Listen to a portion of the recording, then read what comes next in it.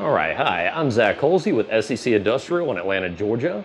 Today we're going to be doing a quick demo of orbitally welding some C101 oxygen-free copper.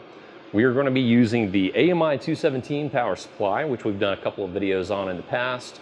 We're not going to be using that, but we will provide a link to show you how to do a basic schedule on the 217.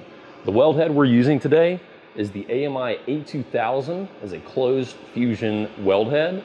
And let's go ahead and get this going. I've got the program already in here. We've got the purge running. So let's make some stuff happen.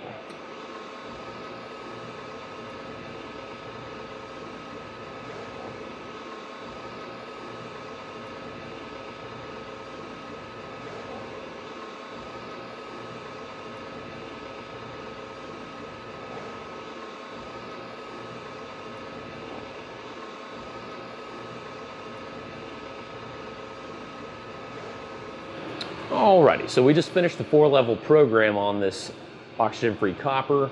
Let's check it out and see what we've got.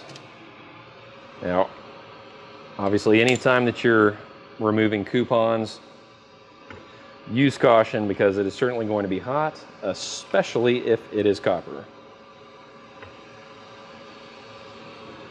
All right, so you can see we've got some interesting color changes here directly where the system was closed with the shielding gas.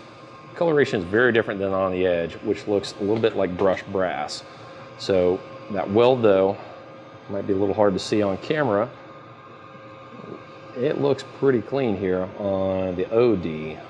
Now, you're not going to really be able to see the ID without a borescope, but this piece is going to be x-rayed, and let's see what we've got.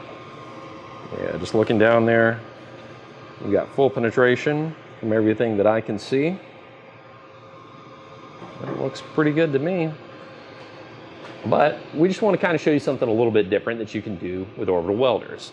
You know, I mean, you've probably seen our videos and other people's of using 316, 304, any kind of stainless.